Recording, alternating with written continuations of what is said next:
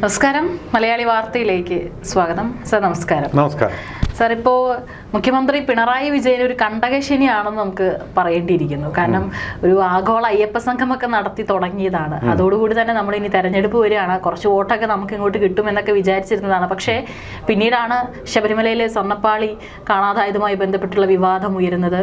അത് കഴിഞ്ഞ് ഇപ്പോൾ ഏറ്റവും ഒടുവിൽ വന്നു നിൽക്കുന്നത് മകനെ ED നോട്ടീസ് ലഭിച്ചതുമായി ബന്ധപ്പെട്ടുള്ള ഒരു വിവാദത്തിലാണ്. കഴിഞ്ഞ ദിവസം മുഖ്യമന്ത്രി വളരെ വൈകാരികമായിട്ട് പ്രതികരിച്ചിട്ടുണ്ടായിരുന്നു. അദ്ദേഹത്തിന്റെ മക്കളെ കുറിച്ചൊന്നും അധികം വേദികളിലൊന്നും അങ്ങനെ പറയുന്നത് നമ്മൾ കണ്ടിട്ടില്ല. പക്ഷെ ഇന്നലെ അദ്ദേഹത്തിന്റെ മകനെ കുറിച്ചിട്ട് പറയുന്നത് കണ്ടു. ഏതായാലും ഇന്ന് ആ ഒരു വിഷയത്തിൽ VD സതീശനും അതുപോലെ തന്നെ മുരളീധരനും പ്രതികരിച്ചുകൊണ്ട് രംഗത്ത് വരുന്നുണ്ട്. അദ്ദേഹം വൈകാരികമായി പ്രതികരിക്കുകയൊക്കെ ചെയ്തു. പക്ഷേ ഈ വിഷയത്തിൽ ED നോട്ടീസ് ലഭിച്ചതിനെ കുറിച്ചിട്ട് ഒരു അക്ഷരം സംസാരിച്ചിട്ടില്ലെന്നാണ് ഇപ്പോൾ പ്രതിപക്ഷം പറയുന്നത്. അയ്യപ്പൻ പണി കൊടുത്തു തുടങ്ങിയിരിക്കുന്നു എന്നേ പറയാനുള്ളൂ. ആഗോള അയ്യപ്പ സംഘം എന്ന് പറയുന്ന ആവശ്യമില്ലാത്ത ഒരു പരിപാടി അവിടെ കൊണ്ടുപോയിട്ട് നടത്തി 3 കോടി രൂപ ദേവസ്വം ബോർഡിൻ്റെ അതുവഴി അടിച്ചു മാറ്റി. ദേവസ്വം ബോർഡിൻ്റെ ഭണ്ഡാരത്തിൽ മുഴുവനുള്ള സാധനങ്ങളും കൊള്ള ചെയ്തുകൊണ്ടിരിക്കുന്നു. ദേവസ്വം ബോർഡിൻ്റെ കെട്ടിടങ്ങൾ മുഴുവൻ വാടക ഇനത്തിൽ കൊള്ള ചെയ്തുകൊണ്ടിരിക്കുന്നു. ശബരിമലയെ കൊള്ള ചെയ്തുകൊണ്ടിരിക്കുകയാണ്. അതിൻ്റെ വാതിൽപ്പാളികൾ മാത്രമല്ല, എൻ്റെ പട്ടികയും കഴുക്കൂലും മോന്തായും ഇനിയിപ്പോൾ ആരൂഢവും കൂടെ മാറ്റി. 1953 തകർത്ത വിഗ്രഹത്തിന് പകരം സ്ഥാപിച്ച പ്രതിമ കൂടി അടിച്ചു മാറ്റുന്ന രീതിയിലേക്ക് അഴിമതി അവിടെ കൊണ്ടുപോയിരിക്കുന്നു. അവിടെ നെയ്യഭിഷേകവും ചന്ദനാഭിഷേകവും പാലാഭിഷേകവും പുഷ്പാഭിഷേകവും ഒന്നുമല്ല നടത്തുന്ന അഴിമതിയുടെ അഭിഷേകം തന്നെയാണ് നടത്തിക്കൊണ്ടിരിക്കുന്നത്. സഹിക്കാൻ വയ്യാതെ അയ്യപ്പൻ ഇപ്പോൾ പിണറായിക്ക് പണി കൊടുത്തുകൊണ്ടിരിക്കുക. ഓരോന്നോരോന്നായിട്ട് പുറത്തു വന്നുകൊണ്ടിരിക്കുക. സാക്ഷാൽ ഗുരുവായൂർ ഉണ്ണികൃഷ്ണൻ അല്ല, ഇപ്പോൾ ഉണ്ണികൃഷ്ണൻ, ശബരിമല ഒരു ഉണ്ണികൃഷ്ണനുണ്ട്. അദ്ദേഹത്തിനാണ് ഇപ്പോൾ പ്രാധാന്യം കൂടുതൽ വന്നിരിക്കുന്നത്. ഉണ്ണികൃഷ്ണൻ പോറ്റി പഞ്ചപുച്ഛ മടക്കിയെടുക്കുകയാണ്. പണ്ടത്തെ ദേവസ്വം മന്ത്രിയായിട്ടുള്ള കടകംപള്ളി സുരേന്ദ്രൻ ഉൾപ്പെടെയുള്ള ആൾക്കാർ അദ്ദേഹത്തിൻ്റെ മുമ്പിൽ അദ്ദേഹം പറയുന്നത് എന്തും അവിടുത്തെ ഓരോ വിഗ്രഹവും പാളിയും എടുത്ത് കൊണ്ടുപോകുമ്പോഴും ദ്വാരപാലകന്മാരെ തന്നെ പൊക്കിയെടുത്തുകൊണ്ട് പോയിട്ട് നാട് നീളം പ്രദർശിപ്പിച്ച് 39 ദിവസം കഴിയുമ്പോഴും ഇവരാരും കണ്ടിട്ടില്ല, കേട്ടിട്ടില്ല, മിണ്ടിയിട്ടില്ല. ഇത് എന്തുവായത്? നാഥനില്ലാത്ത ഒന്നാക്കി മാറ്റിയോ നമ്മൾ ദേവസ്വം ബോർഡിനെ, ദേവസ്വം സ്വത്തിനെ, ശബരിമല ക്ഷേത്രത്തെ, അവിടുത്തെ വിഗ്രഹത്തെ? നിങ്ങൾ എന്തിനാണ് ഈ പിന്നെ ദേവസ്വം ബോർഡെന്ന് പറഞ്ഞ് വെച്ചിരിക്കുന്നത്? എന്തിനാണ്? ഇന്നോവ കാറും സൗകര്യങ്ങളും എല്ലാം ശമ്പളവും കൊടുത്തുകൊണ്ട് കമ്മീഷണർമാർ അതുണ്ട് ഇതുണ്ട് സാധാരണ ജനങ്ങളുടെ നികുതി പണം ശമ്പളമായിട്ട് സ്വീകരിച്ചുകൊണ്ട് എന്ത് കുന്തമങ്ങൾ ചെയ്തുകൊണ്ടിരിക്കുന്നു. അപ്പോൾ അതിലിപ്പോൾ അയ്യപ്പൻ തന്നെ ഇതൊക്കെ വാങ്ങിച്ചുകൊണ്ട് നീ എന്നിട്ട് അടുത്ത അയ്യപ്പ സംഗമം എന്ന് പറയുന്നത് തട്ടിപ്പുമായിട്ട് വന്നിരിക്കുന്നു. എടാ, എന്നിൽ വിശ്വാസമുണ്ടെങ്കിൽ നീ ഇരുമുടി കെട്ടുമെന്തി സ്വാമിയേ ശരണമയ്യപ്പ എന്ന് വിളിച്ചുകൊണ്ടാണ് വരേണ്ടത്, ശരണമന്ത്രങ്ങളുമായിട്ട്. ഇത് തട്ടിക്കൂട്ടാൻ വേണ്ടി നിനക്ക് പണം ഉണ്ടാക്കാനും അവിടെ റിസോർട്ട് ഉണ്ടാക്കാനും ടൂറിസം വികസിപ്പിക്കാനും വേണ്ടി തട്ടിപ്പ് നിനക്ക് ഞാൻ തരാമെന്ന് പറഞ്ഞു. അങ്ങനെയാണ് ഓരോന്ന് പുറത്തു വരുന്നത്. അദ്ദേഹത്തിൻ്റെ മകൻ എന്ന് പറയുന്നൊരു പാവം പയ്യനായിരുന്നു എന്ന് നമ്മളെല്ലാം വിചാരിച്ചത്. വിവേക് കിരൺ അബുദാബിയിലാണുള്ളത്. അദ്ദേഹത്തിൻ്റെ പേരിലുള്ള ED നോട്ടീസ് ചെന്നിട്ടുണ്ട്. ക്ലിഫ് ഹൗസിൻ്റെ പേരിലാണ് ചെന്നിട്ട് അത് തിരിച്ച് അതുപോലെ തന്നെ പോയിട്ടുമുണ്ട്. എന്താ കാര്യം പറഞ്ഞത്? ഈ പേരിലുള്ള ഒരാൾ ഇവിടെ താമസമില്ലെന്നുള്ള മറുപടിയാണ് കൊടുത്തത്. ഈ പേരിൽ ഒരാൾ ഇവിടെ ഇല്ല, അങ്ങനെയാണത് പോയത്. കിട്ടിയിട്ടില്ല എന്ന് പറഞ്ഞത് ശരിയാണ്. അഡ്രസ്സ് ഇല്ലെന്ന് പറഞ്ഞ് തിരിച്ചയച്ചാൽ പിന്നെ എങ്ങനെയാണ് കിട്ടുന്നത്? കൈപ്പറ്റിയിട്ടില്ല, രസീതില്ല, അതാണ് സംഭവം. ഇപ്പോൾ ഇതിനകത്ത് ഒരു സംശയമേ ഉള്ളൂ, അത് പിന്നെ ലാവ്ലിൻ കേസിലായിരുന്നോ അഥവാ അത് ലൈഫ് മിഷൻ കേസിലായിരുന്നു എന്നുള്ളത് മാത്രമേ ഉള്ളൂ. ഇദ്ദേഹത്തിനെ പിടിച്ച് പ്രതിയാക്കാനോ ഒന്നും അല്ല, ഇടിയാക്കാനോ ഒന്നും അല്ല, ഇടി കൊടുക്കാനോ ഒന്നും അല്ല ED ശ്രമിച്ചത്. മറിച്ച് എന്താണ് അവർ ശ്രമിച്ചത്? ഇതിലൊരു വ്യക്തത. ഇതിലേതോ ഒരു കക്ഷി അബുദാബിയിലുണ്ട്, അത് പണം മുടക്കിയിട്ടുണ്ട്, അഴിമതി നടത്തിയിട്ടുമുണ്ട്. അത് ആ ആളിനെ അറിയാമോ എന്നോ മറ്റോ ചോദിക്കാൻ വേണ്ടി അത് വന്നിട്ടുണ്ട്. മുഖ്യമന്ത്രി ഇതിനെ ഈ വെപ്രാളം പിടിച്ചത് നിഷേധിക്കുന്ന ഏതാ ഇങ്ങനൊരു കത്ത് വന്നു, ഞങ്ങൾ ഇങ്ങനെ ചെയ്തെന്ന് സത്യസന്ധമായിട്ട് പറഞ്ഞാൽ മതി. ക്ലിഫ് ഹൗസിനെ പറ്റി ഒന്നും മിണ്ടിപ്പോകരുത് എന്നൊക്കെ പറഞ്ഞ് പ്രതിപക്ഷത്തിനെ ഭീഷണിപ്പെടുത്തേണ്ട വല്ല കാര്യമുണ്ടോ? അതാണ് VD സതീശൻ പറഞ്ഞത്. അതുപോലെ വന്ന സമൻസ് വന്നു, അതിൻ്റെ കത്ത് വന്നത് നമ്മൾ കണ്ടതുമാണല്ലോ.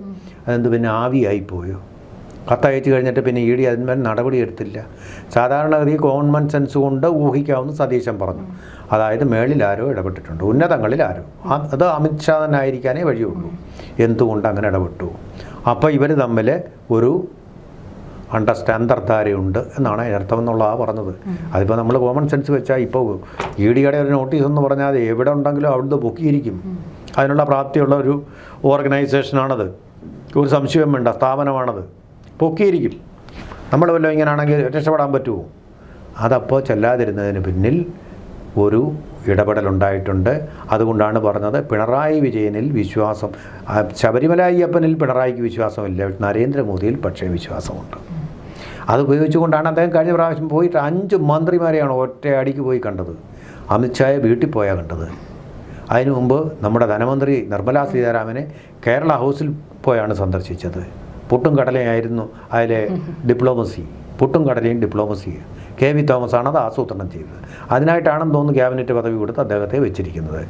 ഉന്നതങ്ങളിൽ പിടിച്ചിട്ട് തന്നെ തൻ്റെ കുടുംബത്തെ ഈ കേസുകളിൽ നിന്നെല്ലാം രക്ഷപ്പെട്ടുകൊണ്ടിരിക്കുന്നുണ്ട് ഇതുവരെയും. പക്ഷേ ഈ കാര്യം പുറത്തു വന്നിരുന്ന 2023 സെപ്റ്റംബറിലാണ് ഈ കത്ത് പോയിരിക്കുന്നത്. ഇതുവരെ പുറത്തു വന്നില്ല. ഇപ്പോൾ അത് പുറത്തു വരാൻ കാര്യം ഈ ആഗോള അയ്യപ്പ സംഘമാണ്.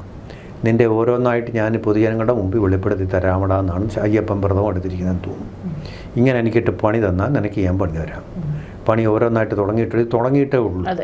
ഇപ്പം ഈ വളരെ കൂളായിട്ടുള്ള ഒരു പ്രതികരണമാണിപ്പോൾ സതീശനിൽ നിന്ന്. അത് ആവിയായി പോയോ, തങ്ങളെ ഭീഷണിപ്പെടുത്തണ്ട എന്നൊക്കെ പറഞ്ഞ് ഈ ജനങ്ങൾക്ക്, കേരളത്തിലെ ജനങ്ങൾക്ക് അറിയണം, not only Caesar but also his wife should be above suspicion, not under suspicion. Caesar മാത്രമല്ല, സീസറിൻ്റെ ഭാര്യയും സംശയത്തിന് അതീതയായിരിക്കണം. അങ്ങനെയാണ് ശ്രീരാമചന്ദ്രൻ സീതയെ പരിത്യജിച്ചത്. ഇഷ്ടമില്ലാഞ്ഞിട്ടോ സ്നേഹമില്ലാഞ്ഞിട്ടോ അല്ല, രാജ്യത്തെ ജനങ്ങൾ സംശയിക്കുന്നു, അതുകൊണ്ട് പരിത്യജിച്ചു. കാരണം അന്ന് അദ്ദേഹം രാജാവാണ്. എന്തുകൊണ്ട് സീതയെ രക്ഷിച്ചു കൊണ്ടുവന്നു? അന്ന് ഭാര്യയാണ്, ഇദ്ദേഹം രാജാവല്ല. ഇത് വളരെ സിമ്പിളായിട്ടുള്ള ഉത്തരവാണ്. എന്ന് പറഞ്ഞതുപോലെ ഇദ്ദേഹം മുഖ്യമന്ത്രി ആയതുകൊണ്ടാണ് ജനങ്ങളും PD സതീശനും പ്രതിപക്ഷ നേതാവും ഈ ചോദ്യം ചോദിക്കുന്നത്. ഉത്തരം കൃത്യമായിട്ട് പറയാൻ ബാധ്യസ്ഥനാണ്. ഒളിച്ചു കളിക്കുകയല്ല ചെയ്യേണ്ടത്. നിങ്ങളുടെ പാർട്ടിയുടെ ജനറൽ സെക്രട്ടറി ആയിട്ടുള്ള MA ബേബിയും പറഞ്ഞു ചെന്നൈയിൽ ഇത്. അതേ തെറ്റായിട്ട് തെറ്റിദ്ധാരണ കൊണ്ട് വന്നതാണെന്ന് പറഞ്ഞു. അത് MA ബേബിയുടെ വീട്ടിലാണ് അങ്ങനെ പോയത്, എൻ്റെ വീട്ടിൽ വന്നിട്ടില്ലെന്നുള്ള തരത്തിലാണ്. MA ബേബിയുടെ വീട്ടിലോട്ടാണ് അങ്ങനെ പോയിട്ടുള്ളത്, എൻ്റെ വീട്ടിലെങ്കിലും വന്നിട്ടില്ല അങ്ങനെ കത്തെന്നാണ് പറഞ്ഞത്.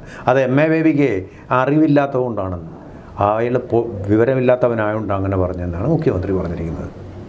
സാധാരണഗതിയിൽ ഒരു പാർട്ടിയുടെ സെക്രട്ടറി എന്ന് പറയുന്നത് അതിൻ്റെ സർവ്വവും, അതിൻ്റെ കീഴിലുള്ള ഒരു പോളിറ്റ് ബ്യൂറോ മെമ്പർ മാത്രമാണ് പിണറായി വിജയൻ. ആ പിണറായി വിജയൻ പറഞ്ഞ കാമാന്നൊരക്ഷരം ഉത്തരം പറയാൻ MA ബേബിക്ക് കഴിഞ്ഞിട്ടില്ല. അതാണ് പിണറായി വിജയൻ്റെ ശക്തി. കാരണം അദ്ദേഹം വെച്ച് കളിക്കുന്ന പാർട്ടിയെ മാത്രമല്ല, പ്രധാനമന്ത്രിയെ അദ്ദേഹത്തിനറിയാം, അമിത് ഷായെ അറിയാം, നിതിൻ ഗഡ്കരി എന്ന് പറഞ്ഞാൽ അദ്ദേഹം എൻ്റെ കുടുംബ സുഹൃത്താണ്. അതാണ് അദ്ദേഹത്തിൻ്റെ ക്ലൗട്ട് എന്ന് പറയുന്നത്. CPM മാത്രമുള്ള ക്ലൗട്ടല്ല, BJPയിലും ഉണ്ട് ക്ലൗട്ട്. അദ്ദേഹം പറഞ്ഞാൽ അവർ കേൾക്കുന്നു. എന്താണ് അതിൻ്റെ ഒരു കാരണം എന്നുള്ളത് നമുക്കറിയില്ല. ഡീലാണോ? അതുകൊണ്ടാണ് ഇത് ഡീലാണ്. പിണറായി വിജയൻ നല്ലൊരു ഡീലറാണ് എന്ന് പറയുന്നത്. എല്ലാ കേസുകളെയും, മറ്റാർക്കും ഒരിക്കലും രക്ഷപ്പെടാൻ കഴിയില്ലാത്ത കേസുകളെയും അദ്ദേഹം അതിജീവിക്കുന്നു.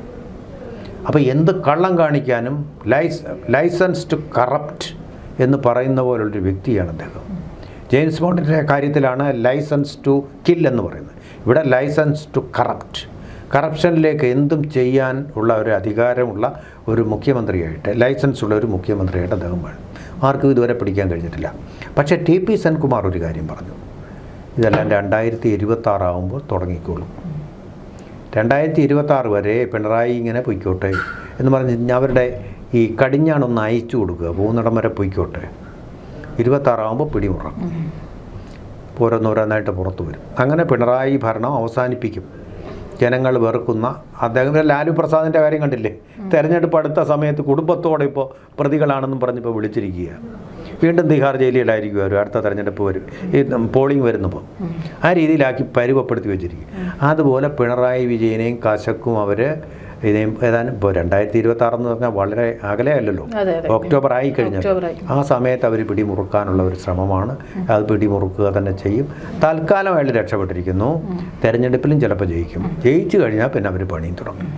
ഇതിപ്പോൾ സത്യം പറഞ്ഞപ്പോൾ പ്രതിപക്ഷത്തിനാണ് ഒരു ഭാഗ്യം എന്ന് പറയാം. കാരണം രാഹുലിന്റെ വിഷയമായിരുന്നു കഴിഞ്ഞ ഒരു ആഴ്ച മുമ്പ് വരെ വലിയ രീതിയിൽ ചർച്ച ചെയ്ത് ഒരു കുഞ്ഞൊരു എന്തെങ്കിലും രാഹുലായിട്ടുള്ള ഒരു ഓഡിയോ അല്ലെങ്കിൽ എന്തെങ്കിലും ഒരു രാഹുൽ ഇപ്പോൾ പുറത്തോട്ട് ഒന്ന് കാല് വെച്ച് അതുവരെ ഇവിടെ മാധ്യമങ്ങൾ പിന്നാലെ നടന്നു അത് വലിയ വിഷയമാക്കിയിട്ട് മറ്റുള്ള വിഷയങ്ങളൊക്കെ തന്നെ അങ്ങ് മറക്കുകയായിരുന്നു വലിയ. പക്ഷേ ഈ ഒരു ശബരിമല വിഷയം വന്നപ്പോൾ അത് എങ്ങനെ നോക്കിയിട്ട് മറയ്ക്കാൻ പറ്റുന്നില്ല. കാരണം ഇതിപ്പോൾ രണ്ട് രാഷ്ട്രീയ പാർട്ടികൾക്കിടയിലുള്ള ഒരു പ്രശ്നം മാത്രമല്ല, ഇത് ജനങ്ങൾ ഏറ്റെടുത്തു കഴിഞ്ഞു. കാരണം ഇത്രയേറെ വിശ്വാസികൾ വിശ്വാസികളെ അവർ പറ്റിച്ചിരിക്കുകയാണ്. അതുകൊണ്ട് തന്നെ ഇതിപ്പോൾ എങ്ങനെ നോക്കിയിട്ട് ഒരു മറയ്ക്കാമെന്ന് നോക്കിക്കഴിഞ്ഞാലും കൈവിട്ട് പോയ ഒരു അവസ്ഥയാണ്. സാറ് നേരത്തെ പറഞ്ഞ പോലെ ഒരു മഞ്ഞുമലയുടെ ഒരു അറ്റം മാത്രമാണ് ഉരുകിയേക്കുന്നത്. ഇനിയും ഉണ്ട്, ഇഷ്ടംപോലെ സത്യങ്ങൾ ഇനിയും പുറത്തു വരാനുണ്ട്.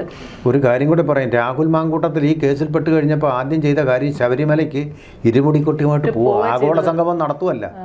അപ്പം മോനെ കുഴപ്പമില്ലടാ, നിന്റെ മാത്രം തെറ്റല്ലല്ലോ എന്നും പറഞ്ഞ് അയ്യപ്പൻ എനിക്ക് തോന്നുന്നു. അന്ന് വരെ ഇവിടെ മാധ്യമങ്ങൾ പലരും ട്രോളാക്കി, പാപങ്ങളൊക്കെ ചെന്ന് കഴുകി കളയാനായിരിക്കും അയ്യപ്പൻ അതങ്ങ് പുറത്തെന്ന് തോന്നുന്നു. ഒരു ബാലചാബല്യം പോലെ പറ്റിയ ഒന്നാണ്. ഇനി പോട്ടെ, സാരമില്ല, ഇനി ഇത് ആവർത്തിക്കായിരുന്നു ആദ്യം എന്നൊരു വാണിംഗ് കൊടുത്ത് വിട്ടാന്ന് തോന്നുന്നു.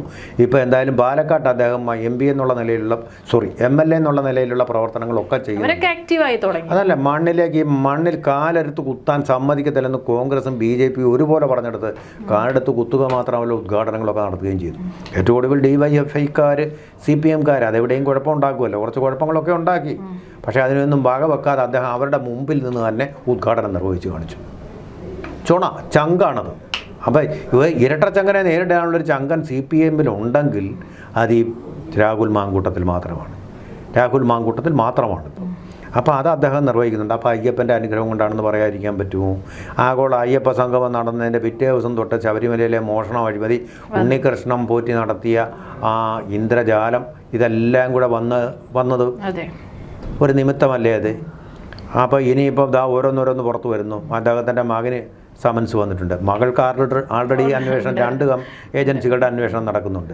കുടുംബത്തോടെ അന്വേഷണത്തിൻ്റെയും അതുപോലെ അഴിമതി ആരോപണങ്ങളുടെയും ചെളിക്കുഴിയിൽപ്പെട്ടിരിക്കുകയാണിപ്പോൾ.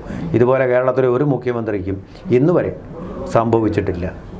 അത് C. അച്യുതമേനോൻ എന്ന കമ്മ്യൂണിസ്റ്റ് സ്വന്തം മകനെ റഷ്യയിൽ പോയി പഠിക്കാൻ ആഗ്രഹമുണ്ടെന്ന് പറഞ്ഞ സോവിയറ്റ് യൂണിയൻ്റെ പ്രതാപകാലത്ത് എൻ്റെ ശുപാർശ കൊണ്ട് അങ്ങനെ ഇപ്പോൾ റഷ്യയിൽ പോയി പഠിക്കണ്ട, ഞാൻ അങ്ങനെ ഒരു ശുപാർശ തരാൻ ആഗ്രഹിക്കുന്നില്ല, ഭരണം എൻ്റെ അധികാരം ദുർവിനിയോഗം ചെയ്യാൻ ആഗ്രഹിക്കുന്നില്ലെന്ന് പറഞ്ഞ മുഖ്യമന്ത്രി C. അച്യുതമേനോൻ്റെ കസേരയിലിരിക്കുന്ന പിണറായി വിജയൻ്റെ കാലത്താണ് അദ്ദേഹത്തിനെതിരെ എല്ലാവരും ഇങ്ങനെ ആരോപണങ്ങൾ, ഏജൻസികൾ വരെ അദ്ദേഹത്തിൻ്റെ കുടുംബത്തെ സമൻസിലൂടെ തേടിയെത്തുന്നത്. ഇത് വല്ലാത്തൊരു സ്ഥിതിവിശേഷം തന്നെയാണ്, ഗുരുതരമായ സ്ഥിതിവിശേഷമാണ്. പിണറായി വിജയൻ അല്ലാതെ മറ്റാർക്കും പിടിച്ചു നിൽക്കാൻ പറ്റാത്ത ഒരു സ്ഥിതിവിശേഷവുമാണ്, സംശയമൊന്നുമില്ലാത്ത കാര്യമാണ്. ഏതായാലും ജനങ്ങളിത് കൃത്യമായിട്ട് ഏറ്റെടുത്തിട്ടുണ്ട്. ഈ പറയുന്ന പോലെ വെറുതെ ഒരു രാഷ്ട്രീയ ഒരു പോര് മാത്രമല്ല, എന്തായാലും കൃത്യമായിട്ട് ജനങ്ങൾ എടുത്തിട്ടുണ്ട്. മാത്രമല്ല അയ്യപ്പനോടാണ് ഈ പറഞ്ഞ പോലെ കളിക്കുന്നത്. ഇനി വരുന്ന ദിവസങ്ങളിൽ എന്തായിരിക്കും, ഇനി നമുക്ക് ഈ ഒരു വിഷയത്തിൽ കൂടുതൽ വല്ല പൊട്ടിത്തെറികൾ ഉണ്ടാകുമോ എന്നുള്ളത് അറിയില്ല. പക്ഷെ ഒരു കാര്യം സാർ, ഈ ഇത്രയും കാലം ഒന്ന് ഉറങ്ങിക്കിടന്നിരുന്ന യൂത്ത് കോൺഗ്രസ്സുകാരൊന്ന് ഉണർന്ന് പ്രവർത്തിക്കുന്നുണ്ട്. പക്ഷേ ഉണർന്നു വന്നപ്പോൾ പഠിക്കാൻ കൊണ്ടിട്ട് കുടവും പൊട്ടിച്ചു. അതായത് ഉണർന്നു വന്നപ്പോഴാണ് അബിൻ വർക്കിയാക്കാതെ ജനേഷ് എന്ന് പറയുന്ന ആളിനെ അവിടെ പിടിച്ച് യൂത്ത് കോൺഗ്രസ്. അത് ചുമ്മാ ആവശ്യമില്ലാതെ അവർ ജയിച്ച് കയറി ഇതിൻ്റെ കര കയറി വലിയൊരു കുഴിയിൽ നിന്ന് കര കയറി വരുമ്പോൾ വീണ്ടും കുഴിയിലേക്ക്. ഞാൻ ക്രിസ്ത്യാനി ആയതുകൊണ്ടാണോ എന്നെ ആക്കാത്തതെന്ന് അബിൻ വർക്കി ചോദിച്ചത് ഒരുപാട് മനസ്സുകളിൽ വ്രണം ഉണ്ടാക്കുന്ന കാര്യമല്ലേ? ഇത് നല്ല കാര്യമാണോ? എനിക്കറിയില്ല. കോൺഗ്രസിനെ അയ്യപ്പൻ രക്ഷിക്കാൻ നോക്കുക.